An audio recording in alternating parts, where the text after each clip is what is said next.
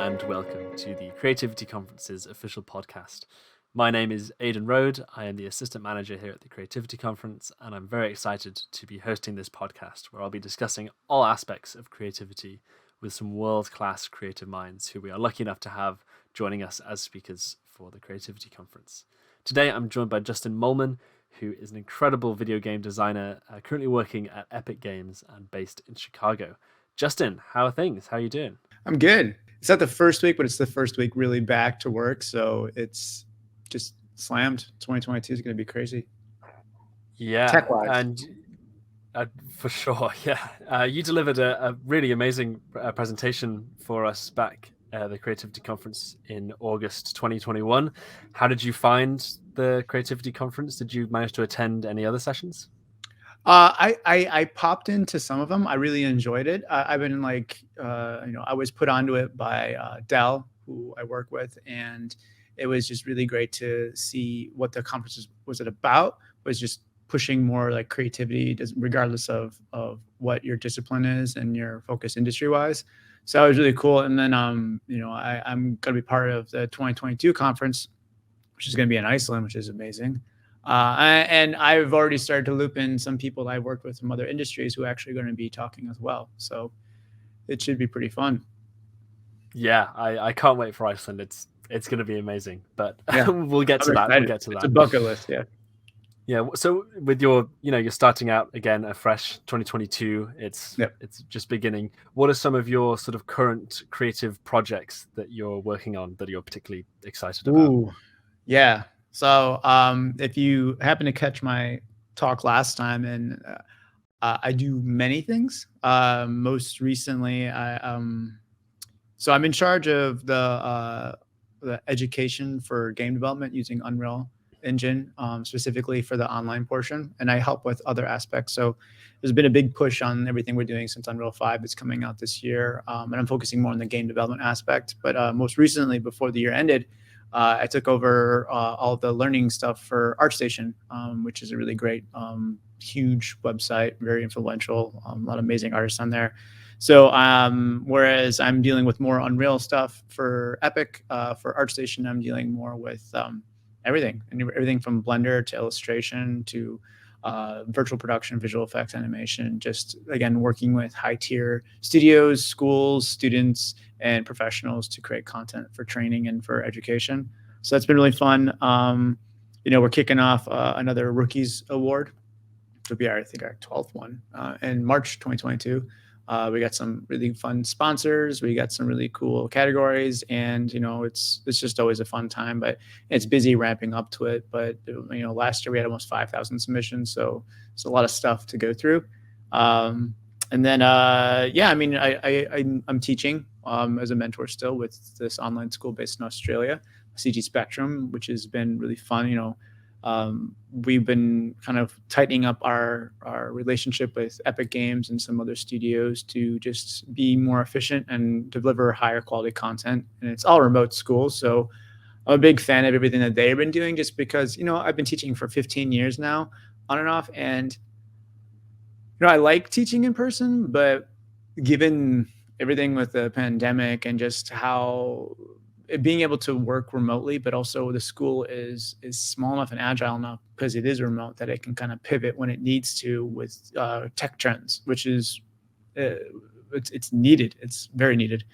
And then last year we ended pretty strong. And then one of my fun, I love all those jobs, but one of the most recent things I've been doing for the last 3 years is I'm the bass player for Metallica. I'm a creative assistant, but I also manage his son's band, Otto.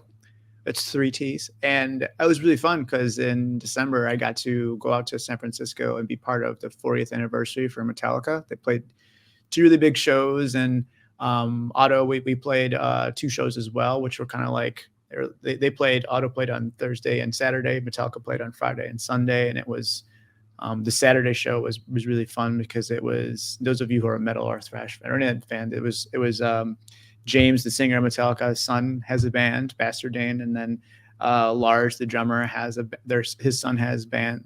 He has 2 sons, and they have a band together, Type A Houston, and then it was Rob's son's band. So it was just really cool to see all this energy from these like world famous metal legends, but then their sons, and they're really good. So you're seeing like the starting energy, and you're watching them watching each other, and you're seeing like they're watching their sons, because it was like this one stage performance, and you get to see them all watching their kids with just super like all this amounts of pride, but they're 40 years into the future, and then just all the creativity that took them to that part. And I don't know, it was just in terms of creativity, I just left there like, this is amazing. And it was really fun to be part of that, and kind of geeked out and got myself a new Leica camera, one of those like Q2 monochromes, and I was Nice. able to shoot it all. And they shared all my stuff, which was really fun. And now I'm looking forward to shooting more this year, and I'm already kind of do a couple tours on the side with a couple different musicians, pending if the pandemic doesn't go well. But it's been fun. I mean, the one thing I've always been really lucky to have is like this nice balance between teaching and game development, and like working in the creative industry in terms of illustration and all other fun stuff, and still doing the music and everything else. And we released 8 comics and 4 books last year. Like, I have a couple of them like right here. Like, I released with like my buddy and a couple other stuff. Yeah, there's my name right there. With heavy metal. So I still do editing with them, but we released a lot of content in the last like 14 months. And, it's hard to make it insanely profitable during a pandemic, which has like paper shortages, delivery issues, and all our supply chain stuff. But to just get it out is fun. And it's like, a little feather in your cap. And it's more or less the learning process, and actually seeing it through is really, really fun. Because I'm big on, can I do that? And then you learn it, and then you do it, and you're like, oh, this is really fun. So, but there's a lot of stuff. Basically, Unreal 5 is going to be a big thing for 2022. Yeah, that's a really nice sort of mixed variety of things that you're working on. And so many other stuff overlaps too, like unintentionally. It's great. Did you find that the pandemic, working through lockdown thus far, has sort of creatively enabled you to do certain things, or sort of stifled other aspects? It's for the last, I've been doing game development for almost 20 years now, and I would say the last studio that I worked at on site full time was Disney.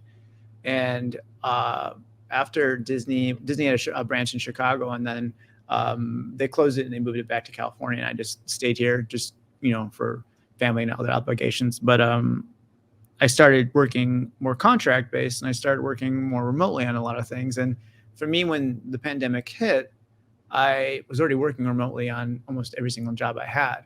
It was only like one job I actually transitioned out of that was more on site in Chicago. Other than that, everything's been remote for me for a long time. The one thing I would say is that I did get more busy, because there's this, it's better now. And I'm actually like, when 2020 hit in 2021, it was more or less of like, especially last year, it's like, well, there's this expectation of working, but when you're home a lot and you can't separate when you start working, when you end working, and how you relax, and when like that line blurs, and it can kind of be a little bit like, you'll find sometimes where you're never working the exact same schedule, which I like sometimes, and sometimes I don't. To be blunt, there'll be days where I wake up and I just don't have the creative energy.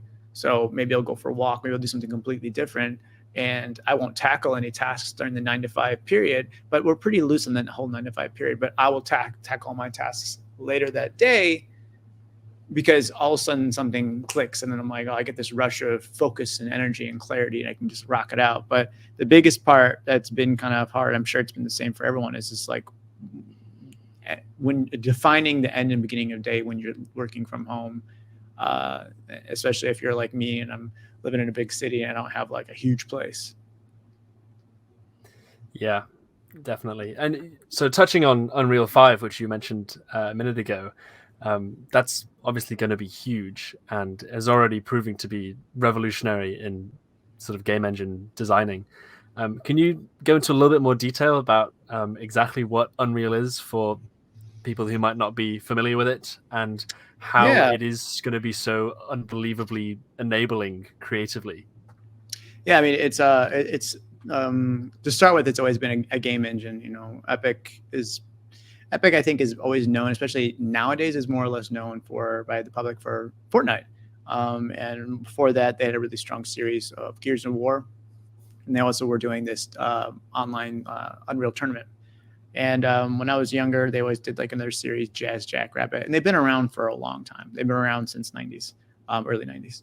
And at one point, they decided to start making their own game engine, Unreal. And just like a lot of engines back in the day, like I think Team Fortress had some, and Doom with their ID Tech, there became these engines that people would share, and other people, creatives, hobbyists, students, or people in the actual industry would go ahead and create their own. They were called mods. They would do their own like interpretations. I think Valve was really popular because they did that. They had the mod that they did for Counter-Strike that a lot of people actually downloaded and they tweaked into their own thing, which I could be wrong, but I mean, I feel like I've heard that a lot of the people who created like Left 4 Dead and a lot of the stuff like not Half-Life, it was like Left 4 Dead and Portal, were just people who are taking their mods and messing around with them, and they were found, and then they hired them and let them fully develop stuff. So basically, Unreal Engine is it's a really really amazing game engine. I've been doing games for, again, since PlayStation 1, and I've worked at a bunch of different studios. And in order to make an actual game, you have to take everything you're making, whether it's in Maya or Max or Photoshop or Substance, any of that stuff. It has to go and get input into what we call a game engine, which essentially becomes like the stage of like whatever you're importing all this content, you're staging everything, you're setting up all the animations, interactions. And there's a lot of big studios like EA, Ubisoft, and whatnot that have their own internal engines, but Unreal, I feel like, is one of the strongest, if not the strongest, out there, because it's been consistently like, it's just, not only is it like their whole focus is that we have like a huge division that's just the Unreal Engine, but like they don't just make an engine, they make an engine and they create content with it. Fortnite, Gears of War, all this other stuff was made using Unreal Engine. And they really are big supporters of third-party studios that are using that content as well. And a lot of indie games and bigger studios are actually using Unreal to develop content. I know, what was it, like Cloud Chamber up in Montreal is using it. So is Striking Distance. And there's tons of studios. But the one thing that's really amazing about Unreal Engine, in my opinion, is just the lighting and materials and everything else that it does to visually make things go. It's user interface, its scalability, and I've been using it since 2005. I started on Unreal 3 when it came out.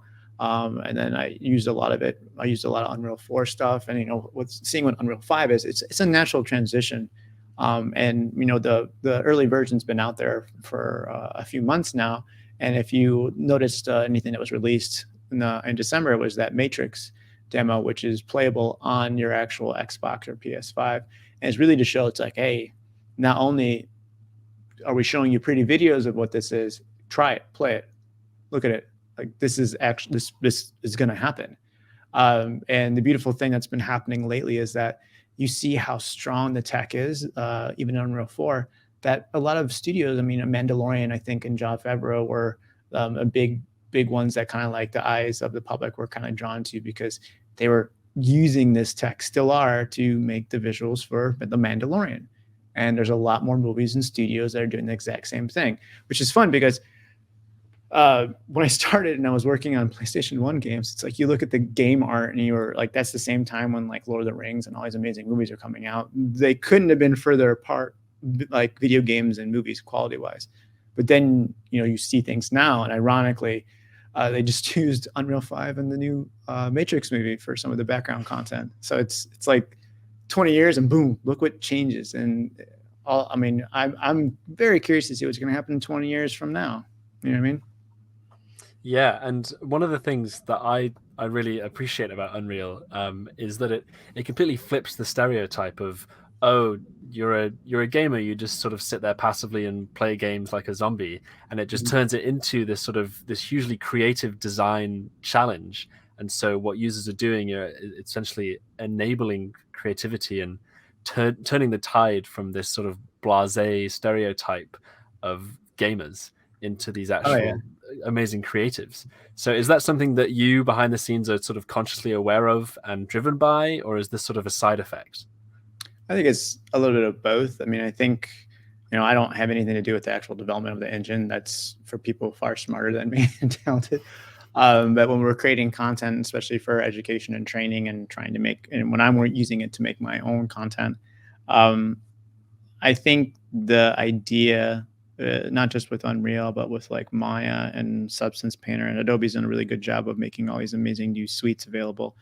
It's making tools so they feel like they're a natural extension for the person using it. So that way they aren't, when I'm teaching people or when I'm trying to train someone in a studio, I don't want them to think about, everyone's always going to be like, hey, I got this amazing idea. And I get frustrated because I can't make it. Like, yeah, it's like you walking into like a wood shop and being like, well, I'm going to make this amazing rocking chair, but you've never been in that workshop. You don't know what tools to use. You've never built anything, and you don't know what the tools are called or where they're located. And then that's what happens with a lot of people when they're trying to get into visual effects or games or any of that stuff. Like everyone's like, I got these great ideas. And I'm like, everyone's got great ideas, especially when you go to a studio. Everyone walking around the hall has amazing ideas. Everyone does. But we just don't say them because we know that our tasks are at hand and we're focused on the larger picture. And there's a time and a place to really like allow your ideas to shine. You have to kind of have these tool sets that allow someone that has that creativity, that has that vision in their head to be like, all right, cool. Hey, here's Unreal, for example. We have all these amazing matinee tools. You can place cameras. You can like literally you can recreate like you shooting something live. We have like these amazing light rigs inside there. We have this ability for you to take existing content using the Quixel bridge, import that in there, and make up your own scenes. It's like everything's there.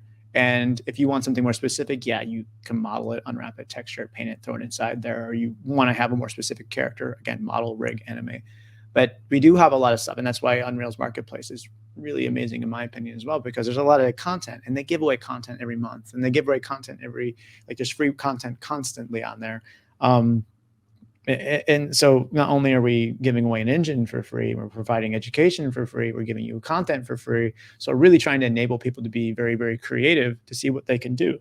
So it's one of those things. It's like not, yes, you still have to make sure you know your way around that workshop, but now you could, in theory, not in theory, and in practice, you could create amazing things without actually modeling or sculpting or texturing or rigging or doing anything like that pretty fast. And obviously, the more time you spend with it, the more you dig into all the features and tools, you're going to get better. You're going to make people do some insane stuff. But I think people also have to realize like less is more. You're one person, and there's a reason why when you go to see like a movie or you go to play a game, the credit list is as long as it is, and why the budget for those movies or why the time periods take that long for a game to get developed. It's like, what do you expect? These things don't come, like there's a lot of work and so much work that's thrown away that you just don't even ever see, because a lot of it's just throwing stuff against the wall and seeing what sticks, and what sticks still has to get developed and iterated and figured out. And then the biggest frustration, especially from game development, is when you take all of those disciplines, all of those files, and you push it to like one final file that's getting pushed into the build, something's going to break. And that's where people hear the term crunch, and it's like, no, I mean, some people will crunch because maybe something isn't planned correctly, or something pops up that's unexpected. But you're gonna have to be aware that when you're taking all that content and funneling it down to a person to put a build out there so that it can get certified by Microsoft for Xbox or Sony for PlayStation or Nintendo, it's like, yeah, some things could break. So stand by just in case. Yeah, and going back to your role in particular, you say you create original content and tutorials for users. obviously there's an idea generation phase of that, of going, okay, well, what is going to be the next thing that I make that I push out to users? What Mhm. is your creative process for generating ideas of what to do next? I work with a lot of talented authors, people who are at, we have internal teams at Epic that will bounce ideas off of and get validation and confirmation and just double check things. But we work with talented authors that have been kind of in the industry for a long time. People who are like heads of like studios at like Warner Brothers, or they're heading up things over at ILM, and people who use those tools that we make in their actual production line. And the process for that is just, when I'm trying to figure out what we should make, it's very much broken into two different trains of thoughts. I want to make content that someone who knows specifically what they want to do. Hey, I want to be an environment artist. Cool. Take this learning path. Here's all the content you need to do. Here's the tools you need to understand. Here's the methods of using those tools, and here's content that you need to be able to make. So there's that aspect. Or there's some people who just are more driven by like a project base. Like, hey, I want to learn how to make like a Last of Us looking scene. Cool. This one's project based, and we're going to show you how we made all these steps to get to that final scene. But it's not going to be just an environment. We're going to cover some of the stuff for level design, or maybe some of the stuff for gameplay, maybe some stuff for lighting, maybe some stuff for shaders.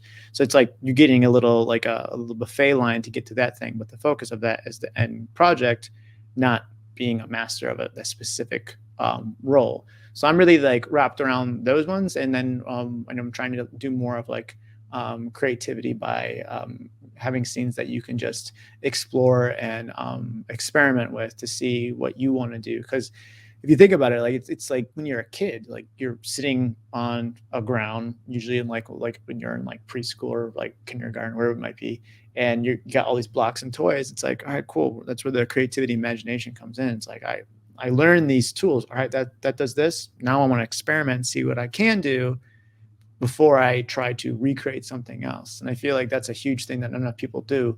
They don't allow themselves to just experiment and be creative and break things and just see, like, turn the dial to 11, see what happens. Like, I think sometimes we live in these safe boxes because we're so focused on getting a task done as opposed to taking a step back and having fun with it and being open to it and seeing what you can really create. And when you see studios that actually do that successfully, and what they're able to create, it's pretty fun. Like I'm a big fan of everything Epic does. They're just great. But another smaller studio that just consistently blows my mind with the work they do is a studio in Copenhagen called Play Dead. They did Limbo. They just did Inside like a couple of years ago. I can't wait for the next one. They don't make long experiences game wise. They make shorter ones, and they take their time.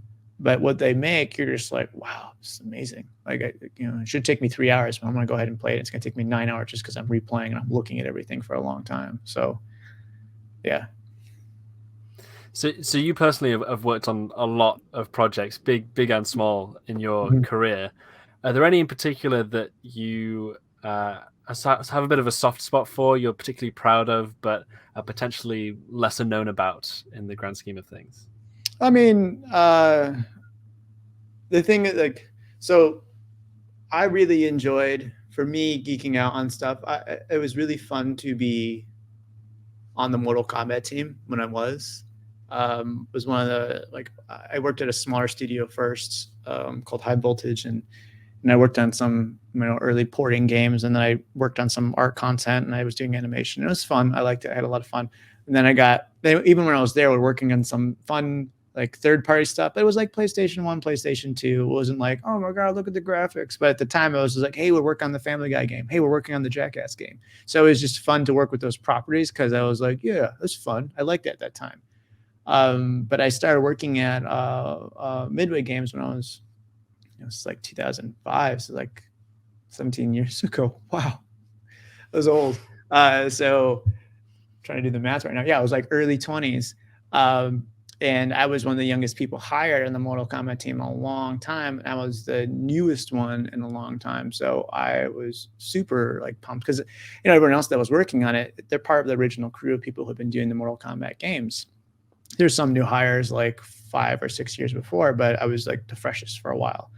And to come on there, I was kind of geeking out because I remember as a kid, playing Mortal Kombat, hiding in a friend's basement, playing it on Sega Genesis so you can actually see the blood, or like running into like this I grew up in a farm town, so it was a hike to get to where we had arcade machines, and it was like a 30-minute bike ride, maybe sometimes even an hour, just depending on where it was. And it's like, all right, get your quarters, you play. So being able to work on that stuff was really, really fun.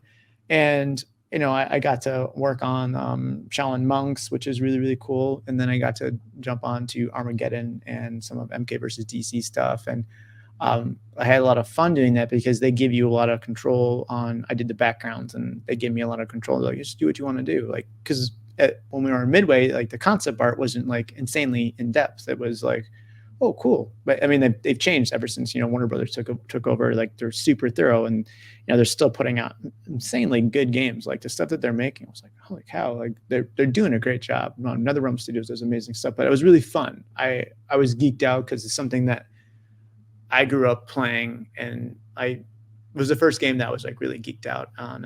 And I was proud of it. And then even when my next studio I went to was Activision up in Ravensoft, and we worked on a game. I worked on a game initially for like a couple months called X-Men Origins Wolverine, which was really fun. And I got put on to another project, this studio called Singularity. Singularity, I thought, was an amazing game, and we had a really great team. It just came out. It was one of those things, like when I was working at Activision, I jumped onto the Tony Hawk projects next, but it was during this big, like, oh my God, Call of Duty, oh my God, Destiny, where like everything else that Activision was doing, just they stopped paying attention to it. They didn't push the marketing into it. They didn't push the money into it. And it was all like everything was Destiny and Call of Duty. So unfortunately, we had these amazing projects that even when I was at Midway, we did this amazing project called Stranglehold, which was the first time, ironically, I was using Unreal Engine, that we just didn't get the support that we wanted to get. And even at Activision, like when we're working on those, because I worked on a bunch of Tony Hawk games, we just weren't getting the support that we were promised that we were going to get. And it's unfortunate because we had amazing teams, and it's like, all right, Call of Duty. And it's one of those things that people don't understand. When a project comes out and someone like a fan's like, oh, this game's not that good. It's like, yeah, we know. It's usually the publisher's fault, or the marketing side. Like, there's internal sources, yes, that sometimes will hiccup things, but it's ultimately the people who are controlling the schedule and the finances that are like, no. And that's how it's also marketed. And I feel like things have been getting better in terms of like the relationship between developers and the marketing department of a publisher. But there's these times where I remember when I was working on Mortal Kombat games too. It's like you'd see marketing doing something. It's like, you have no clue what we're making, yet you're trying to market it. And we're wondering why the game's not, because there's like this complete disconnect. But I was really proud. I was honestly super proud when I started working at Disney, and I thought that was really fun. And we were working on a bunch of cool stuff. And I was working again. It's one of those scenarios where I was working again with a lot of people I had worked with in the past, and I was fun. And like, here's something about getting your check from Disney and seeing like your ID card saying, oh, you're from Disney. Like, so it was it's Disney, and that was a really, really fun time too. And there's been a lot of I worked with a lot of indie studios along the way, because I tried to. I've always been based in the Chicagoland area, so like there's not that many studios, and you're trying to get what you can get. And eventually, I got lucky and I landed with Epic, and it's been almost 3 years, and I'm super happy with them. Great studio, great people, and yeah. Outside of your career, what are some creative outlets that you do in your spare time that keep you creatively fulfilled or help you sort of relax? I like to cook. I think it's the opposite of what we do. You leave a computer and you try to do something that you can actually interact with. And like, I think cooking, being able to touch, taste, smell, hear, see, it's like you're engaging all your senses. It's really relaxing and gives me a little bit of control.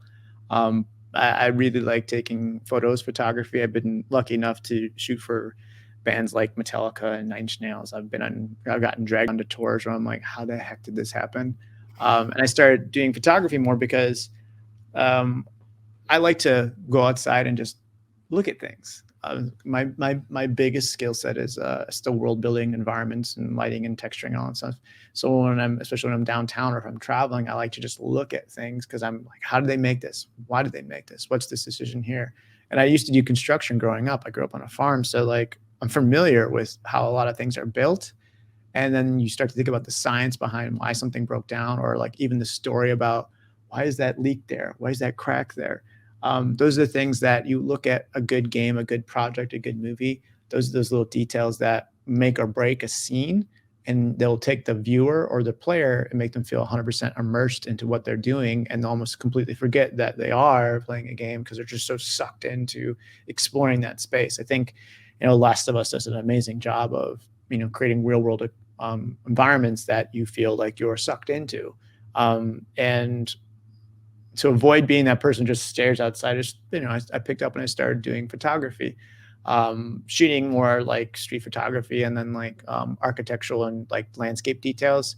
And I started doing the more music stuff because I've always worked in the music industry on and off for like the last 20 years, whether it's just, engineering or design or whatnot. And, it's been fun, and photography and cooking are huge things, and just, travel and walking. You can't go wrong with like, it's my biggest advice to anyone who ever gets stuck creatively: go for a walk. Just go for a walk. The air, the fresh air, getting your blood moving, and then just looking at everything around you. How can you not get inspired? And allowing the subconscious, subconscious mind to sort of continue to process things even when you're not actively thinking about it. And honestly, that's what made me, I go for walks a lot, and it's not because I don't want to. It's not like I'm not working. The minute I go for a walk, I'm thinking about what I have to do, what I will do next. Instead of staring at a screen and sitting down, I'm going for a walk and I'm figuring out as I'm walking. So when I come back to sit down, I got more energy, I have more focus. Because sitting down and staring at a screen, it drains you. It really does. It shouldn't, but it does. Yeah, without a doubt. And talking of travel, Iceland, August 2022. It's hopefully going to be, it is going to be a spectacular event. It's going to be fantastic that you're going to join us, all things going well. And is there anything in particular that you're excited about regarding Iceland, other than everything? I'm excited. I'm excited to meet everyone involved with the conference. I'm excited just to be in Reykjavik, and I'm excited to do some talks, meet some people, engage, and like, I'm big on creativity. I think the reason why I like it is because friends that know me know that I love everything I do, but friends that are like, why does it always seem like you're working? I'm like, I'm not. Like, I've been lucky enough to find things that creatively interest me and challenge me, and find ways to get paid doing it. So it's like, you call it a job, but it's me. I'm enjoying everything I'm doing.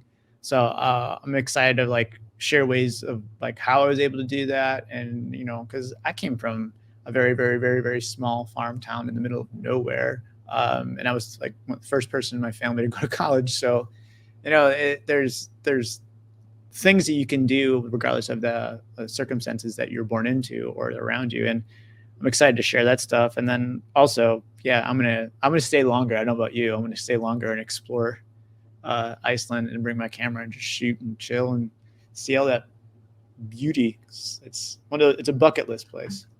Yeah, it's a photographer's dream. The photos I got from my time in Iceland are just some of my favorites. Yeah. So it's going to be amazing. And on the subject of creativity, final question, a fairly open-ended one and easy to ask, but potentially difficult to answer. But what does creativity mean to you in your field? I think it's honestly, there's a really great talk that came out in 1991 by John Cleese, who's obviously like Monty Python. He's a comedian legend. And he described creativity as it's not a skill set. And I would agree, it's not a skill set. It's just a way of thinking. It's a way of operating. And a lot of times people, I think I mentioned earlier, and like he mentions in his talk, people are so focused, especially in American culture, of like, get it done, get it done, get it done, get it done, get it done, that they're in this closed mode. They're not allowing themselves to be creative. They're not allowing themselves to play and have fun and sit with a problem.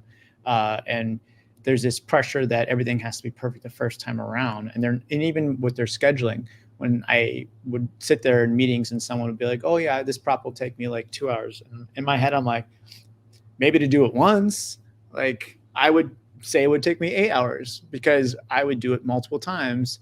And I'm assuming that maybe something will pop. Maybe one day I don't feel good. Maybe my computer like sputters out or something like that.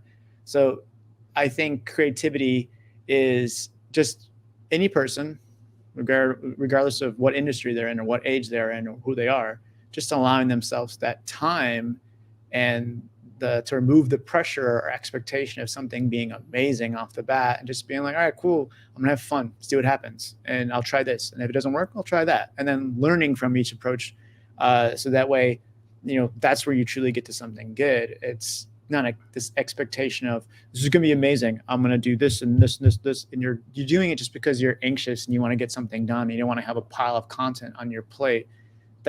That's not creative to me. That's just you being in a closed mode, trying to get these tasks done because it makes you feel anxious because you said that you would do something. And I know that in every scenario, there's maybe maybe you do have a boss that's like, you have to get everything done, or maybe there is a scenario. So it's not usually all the time on the person, but it's like, we just have to change the way that we operate and allow ourselves to be in this mode of creativity. So, if I'm working on a scene, cool, I'll try it this way, I'll try it that way. Well, what if someone did something like this? I like those ones, like the what if, could we, how about, and being able to collaborate with other creatives. And I think what makes them creatives, especially at a good studio, is they will ask those questions. They will look at it and they won't push you. They'll take a look at what you're working on. They'll really look at it and think, and they'll ask you certain questions that make you think. And this collaboration will often work into making the best scenes. And there's some studios out there that get a bad rap because they're like, oh, they're always crunching. And I'm like, and I know, I'm not going to say the studios are, but I know the people that work at these studios, I'm like, they're not constantly crunching. They just really like what they're doing, and they're comfortable taking a step back to really be like, what if we try? Oh, let's try this, because they're having fun with it. Maybe them personally, they want to push it a little further on their own end. And I get that every project is exactly the same. Sometimes you're working on a project where you're like, oh, I just want to get this done. But I feel like creativity is not a skill set. It's just allowing yourself to be in a state of mind where you can have fun with what you're doing. Very, very well answered. Well, that's about all the time we have for this podcast. But thank you very much, Justin, for joining me. For sure. I cannot wait for Iceland and for you to join us there. It'll be great. It's going to be a fantastic 3 days and more if you're staying longer. Oh yeah, hopefully we'll see. Yeah, hopefully we'll see some of you people listening there as well as attendees. It's going to be a great experience. So thanks again for listening. Thanks again for joining me, and have a wonderful rest of your week.